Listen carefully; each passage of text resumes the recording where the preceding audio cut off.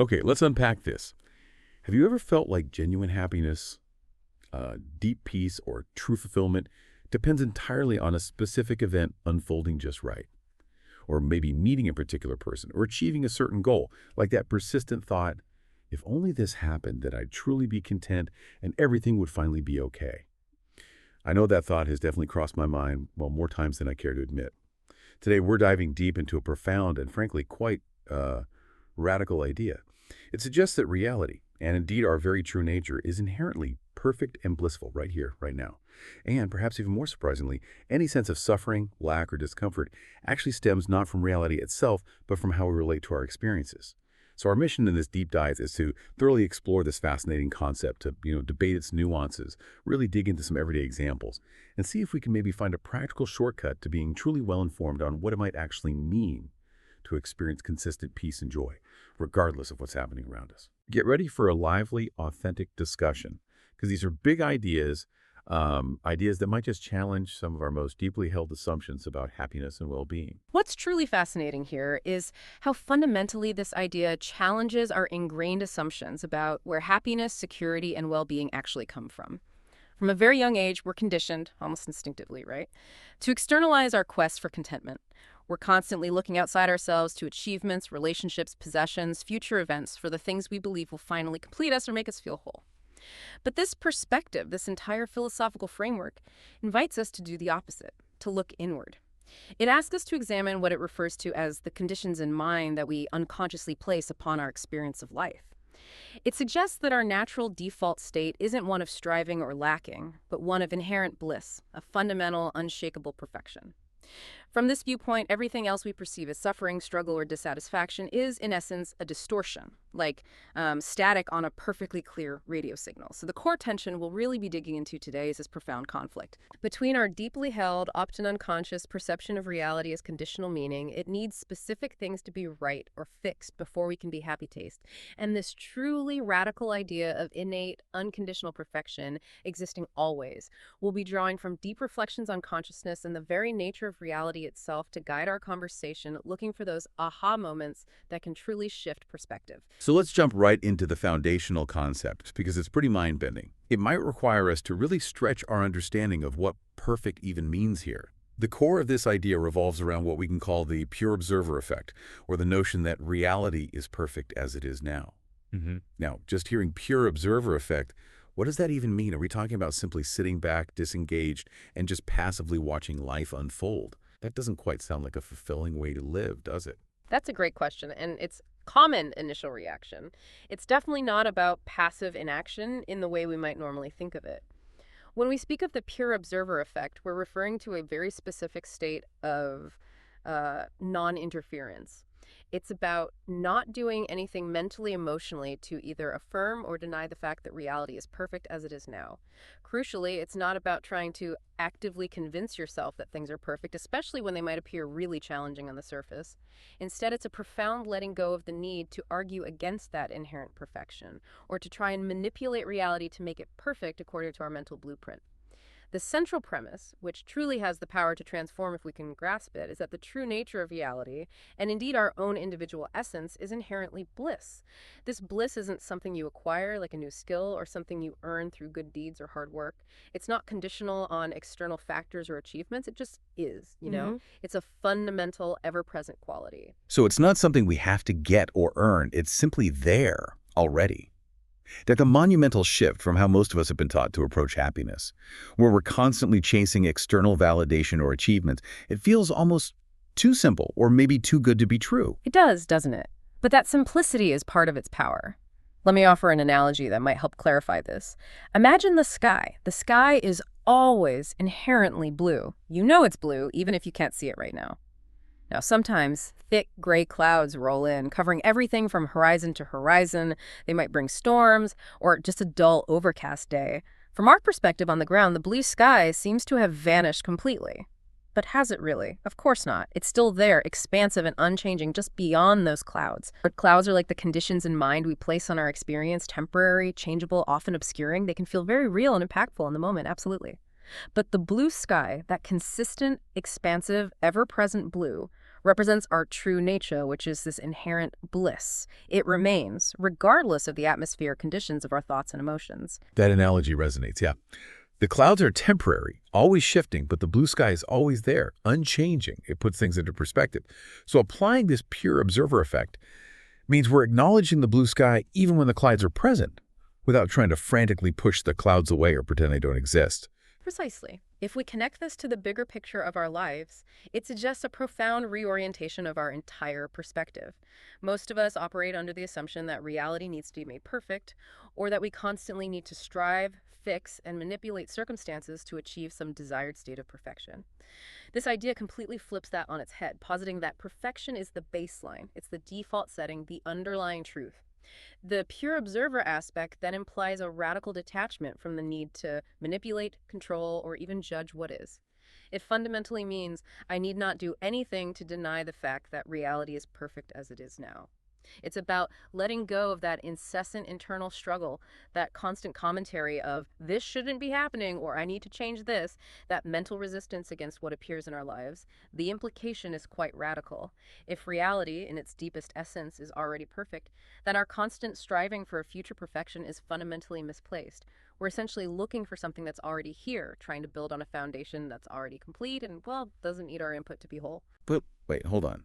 For many of us, myself included, that might sound a bit idealistic, or even naive, maybe.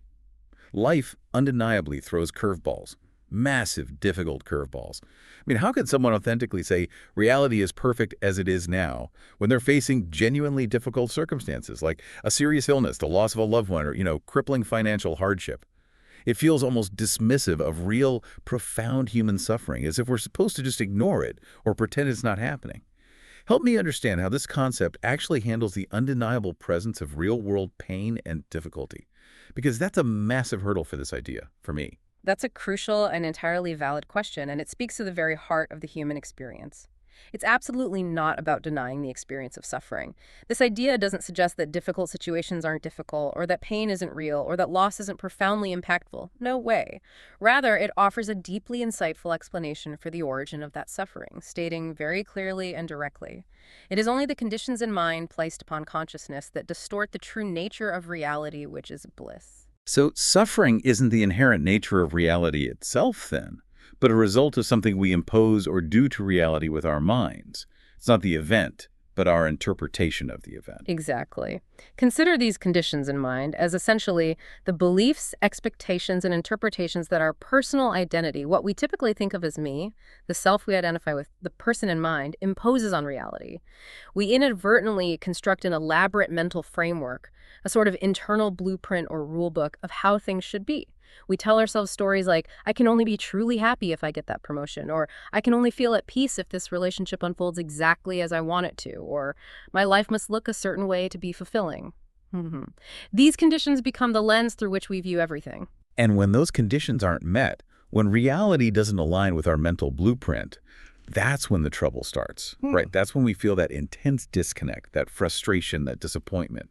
The language here speaks of emotional dysregulation, thoughts of disharmony, and a profound separation from bliss. It's like our internal GPS gets completely jammed because the reality we're experiencing doesn't match the mental map we created for how it should be. We're constantly checking the map and finding discrepancies. Precisely. And what often happens next is that our person in mind, this conditioned personal identity, then engages in a very powerful and often unconscious form of confirmation bias.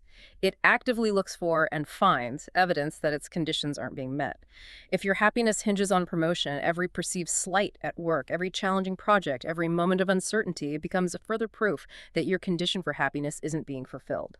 This reinforces that sense of lack, of incompleteness, and deepens the perceived separation from bliss. It's a self-fulfilling prophecy of dissatisfaction, really. That's so incredibly true. Wow, it's like your mind is desperately trying to confirm its own story, its own narrative of what's missing, of what's wrong, even if that story is the source of its own suffering. I've definitely been caught in that loop. And the consequences of this mental interference are profound, manifesting in countless ways. It's experienced as suffering, as internal and external conflict in our relationships with others, conflict within ourselves, conflict with our environment, and deep conflict with the circumstances of our lives. It literally acts as a flow restrictor, a blockage, if you will, preventing us from experiencing the natural ease, grace, and inherent perfection that reality continuously offers. It's like trying to drink water through a pinched hose. The water's there, but your access to it is limited by the constriction. I can absolutely relate to that feeling of a flow restrictor. I remember one winter I was completely immersed in snowboarding. Every single day on the slopes was pure, unadulterated bliss. The crisp air, the speed, the feeling of carving through fresh powder, it felt like the pinnacle of happiness.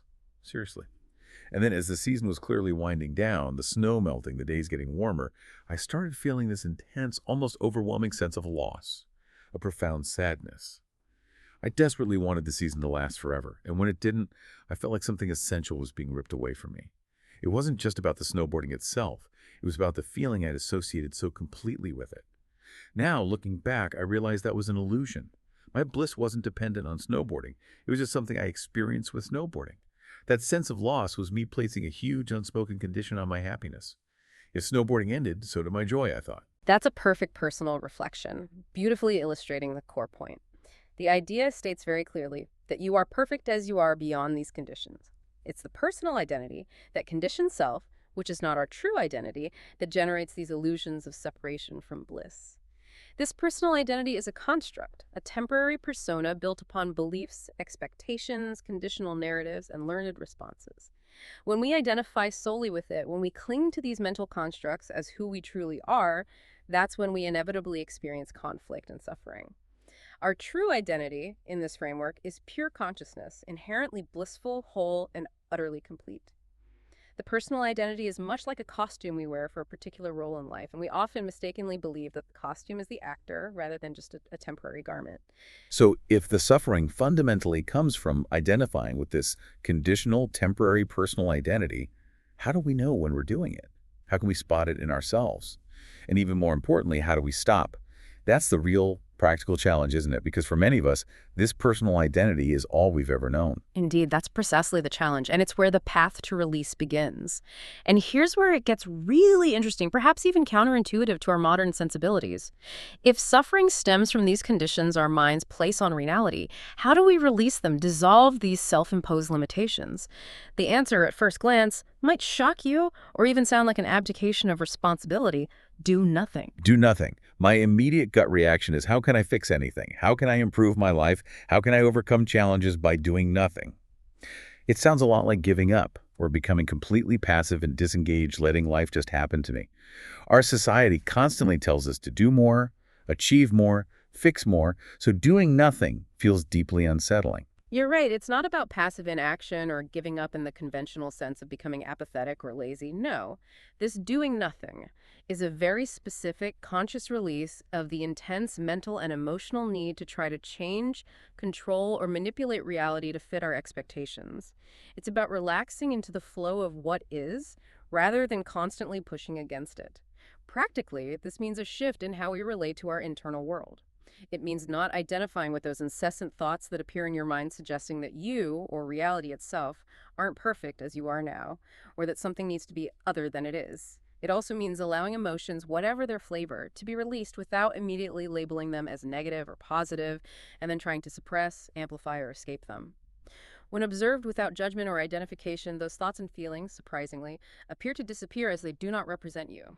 They don't represent your true, perfect, unchanging nature. They're like ripples on the surface of a deep, calm lake. They appear, they move, and then they dissolve, leaving the lake's depth undisturbed. So it's about observing the thought, observing the emotion, really seeing it for what it is, a temporary mental or emotional event, but not attaching to it. Not letting it become your story, not letting it define you. That's a subtle but profound distinction. Not ignoring, but not identifying. Exactly. Let's revisit your powerful snowboarding example. The philosophical framework we're discussing actually offers a similar one. Enjoying snowboarding immensely, experiencing immense joy with it, but then when the season naturally ends, not being bothered by its conclusion. Why? Because other seasons and activities like the arrival of spring, hiking, or even creative pursuits like making videos are also enjoyed. This isn't a lesser joy, it's just different. This is a perfect illustration of releasing the condition that happiness must come only from snowboarding. That deep sense of bliss you felt on the slopes, the realization dawns that it wasn't because of the snowboarding itself. It was experienced with the snowboarding. It was already within you, shining through that activity. The activity merely provided a conduit or an opportunity for that inherent bliss to be noticed. That's a truly powerful distinction. With versus because of. If I am bliss, as this idea suggests, then I inherently bring bliss to the activity, rather than the activity bringing bliss to me. It changes the entire dynamic. It shifts the power from the external circumstance to my internal state. So this doing nothing is an active state of non-resistance, not a passive one. It's a profound internal shift. That's a beautiful summary. This is a pivotal point in understanding the entire idea. Doing nothing specifically refers to acknowledging a deeper stillness within you, a core of pure being, a constant presence. Even when thoughts and emotions appear to flow, even when the body appears to move, even when life appears to be in motion, those thoughts and feelings, as we discussed, appear to disappear as they do not represent you. They are not who you are.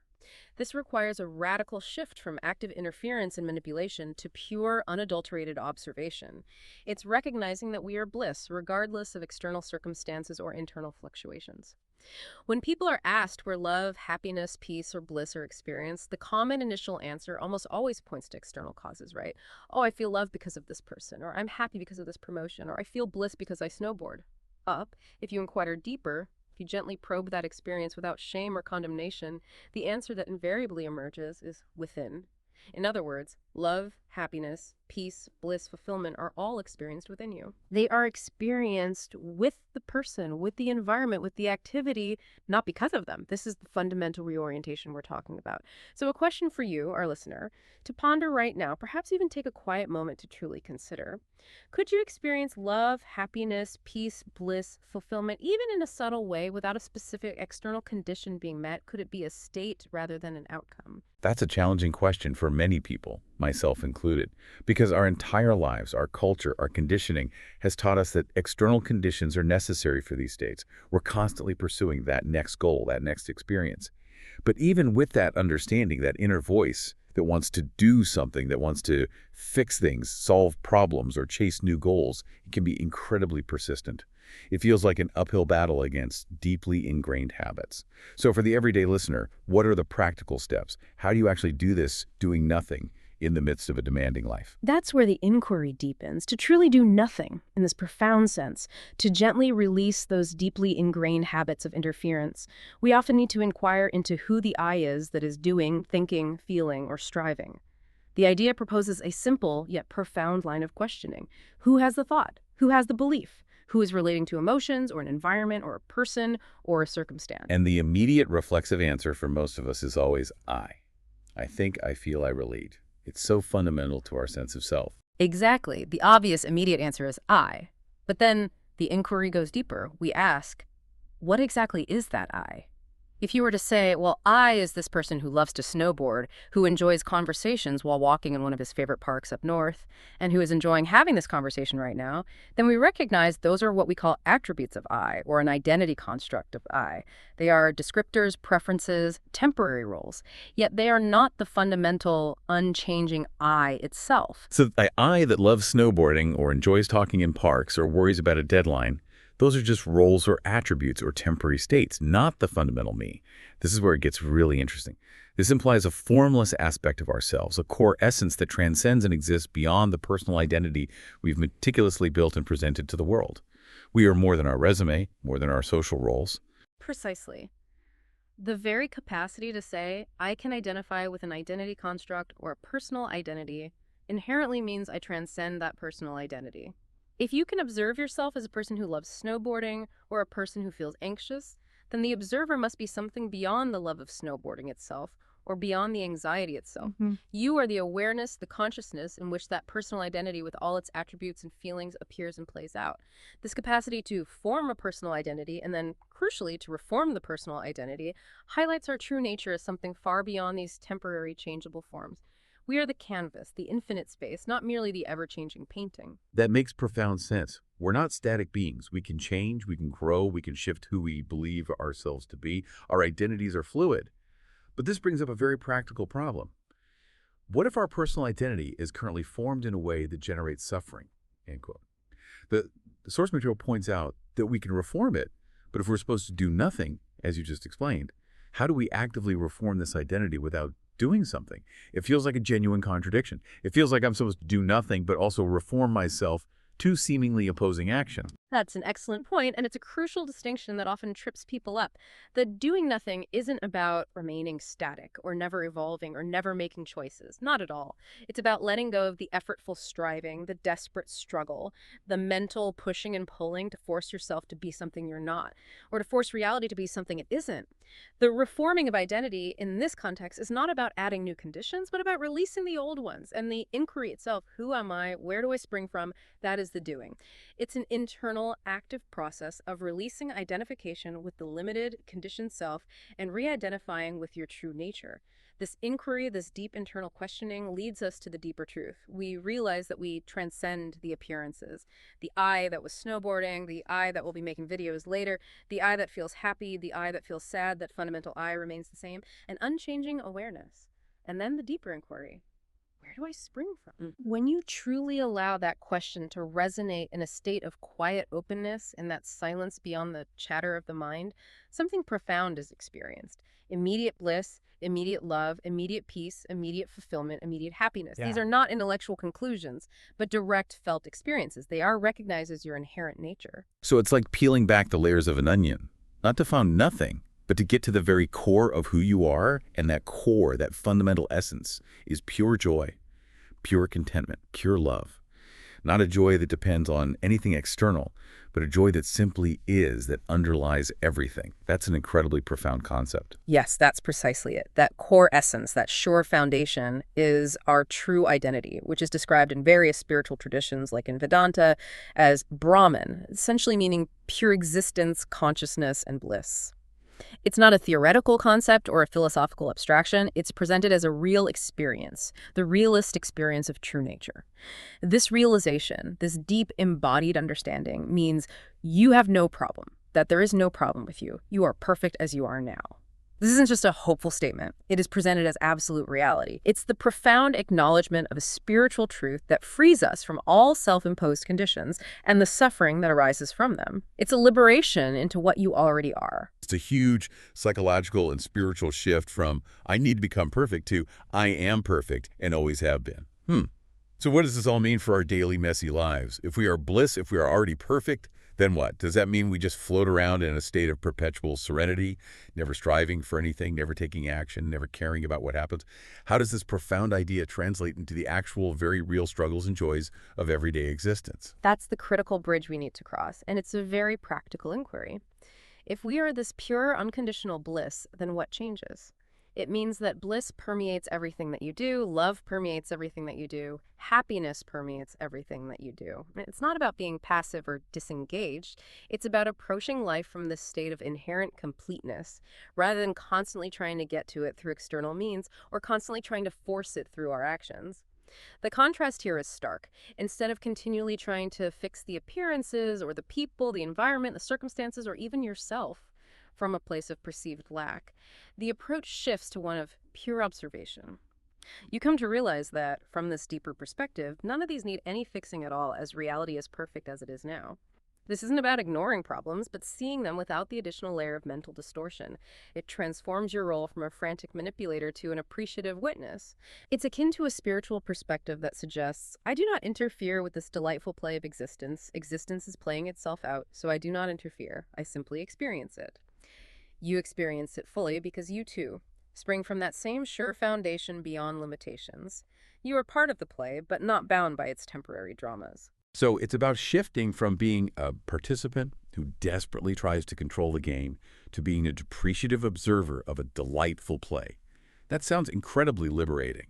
No longer trying to take one condition and immediately place another on top of it, constantly creating more and more rules for ourselves about how things should be, and then inevitably suffering when those rules aren't met. It's a surrender, then, but not a defeat. It's an embrace. It's an acceptance, a profound alignment. In this context, the idea of no mind emerges, but it's often misunderstood. This doesn't mean having no thoughts at all, which is practically impossible for a living human being. Rather, it specifically means no thought of limitation, no belief of condition. It's that state of pure awareness, that clear space that exists before the mind jumps in to label, judge, restrict, or impose its conditions. It's the silence between thoughts. It's akin to the profound simplicity found in ancient wisdom traditions, like the idea of simply allowing things to unfold naturally, to let there be light, just allowing the inherent luminosity of reality to be. Without adding our own mental filters or darkening the perception with our interpretations, it's observing without the mental narrative that tries to box things in. Let it be, let the light be. I really love that phrasing. It truly captures the essence of just allowing. But even with that intellectual understanding, that inner voice that wants to do something, that feels responsible for fixing, for problem solving, it can be incredibly persistent, loud even. It's not always easy to just observe when faced with a significant challenge, especially when we feel a strong pull to take action. How do we actually practice this in the face of life's undeniable demands? Precisely. And the framework acknowledges this inherent difficulty, stating explicitly that there's no shame and no condemnation in the process of applying this understanding. It suggests that while it might initially feel very hard to apply, especially in particular situations, it became easier and easier and easier, or we could say it becomes easier and easier with practice.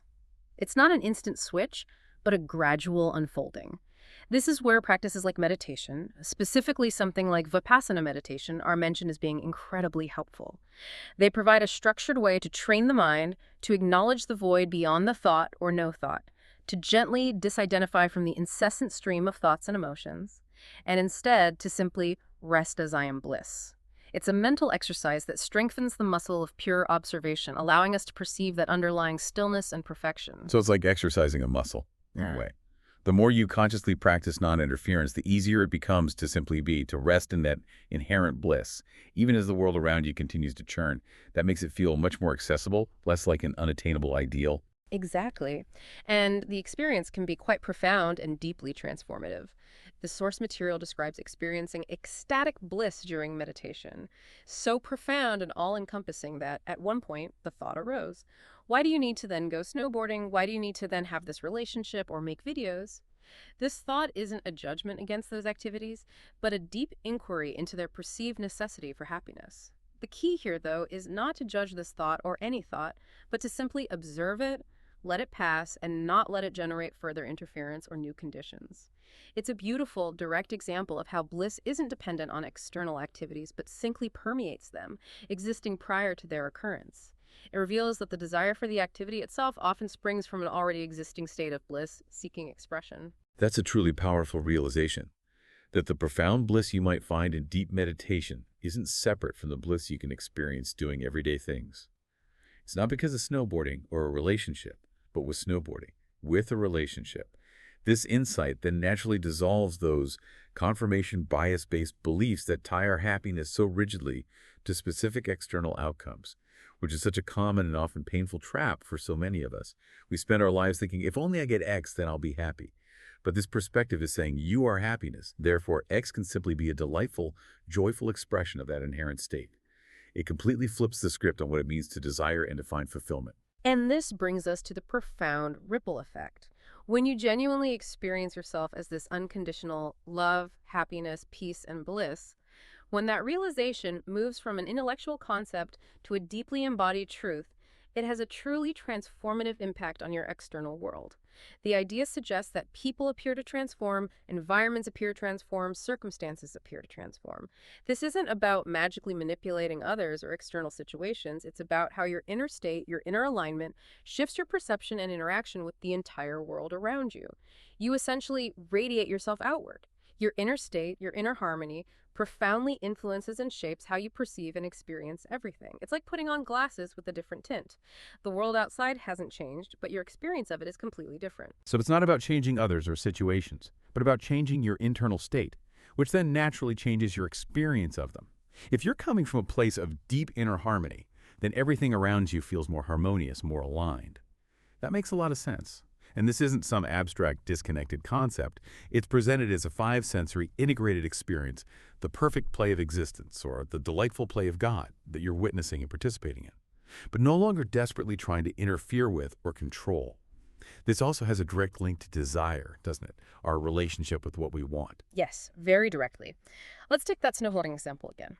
If you fall on the slopes, instead of feeling shame, anger, or condemnation towards yourself for making a mistake, you might simply enjoy the experience of falling. There's no internal conflict, no judgment. It's just another part of the delightful play. Or if you're making videos and sharing them, instead of being consumed by worry about what people might think or how they'll react, you approach it from a place of genuine care and creativity, enjoying the process itself. You realize those worries spawn from those conditions, so you do nothing to stop worrying. Pure observation, pure observation. No. The worries simply dissolve because their root cause, the mental conditions and self-imposed limitations, are no longer dictating your experience. That's fascinating. The worries and anxieties just seem to dissolve because their root cause, the conditions we place on ourselves and others, the need for things to be a certain way, are no longer dictating our experience. It sounds like a profound freedom. So what about desire itself then? If you're already bliss, if you're already whole, does that mean you have no desires, no goals, no ambitions? Does life become static? Not at all. It's about a profound understanding of desire itself, a complete redefinition. The idea suggests a state of desirelessness, but it's not about lacking aspirations or becoming passive. It redefines the very nature of what desire implies. Desire means having, as in, I have what I desire, I am all that I desire to be.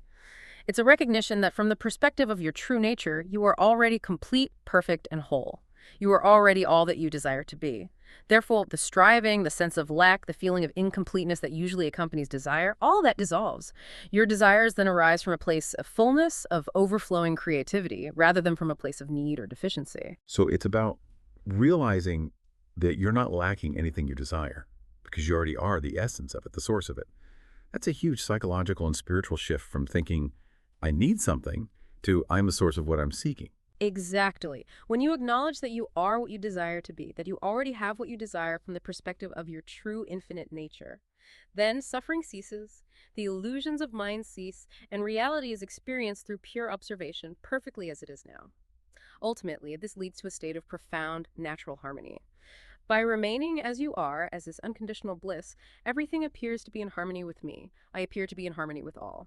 It's a deep recognition that all springs from the sure foundation beyond the illusions of separation.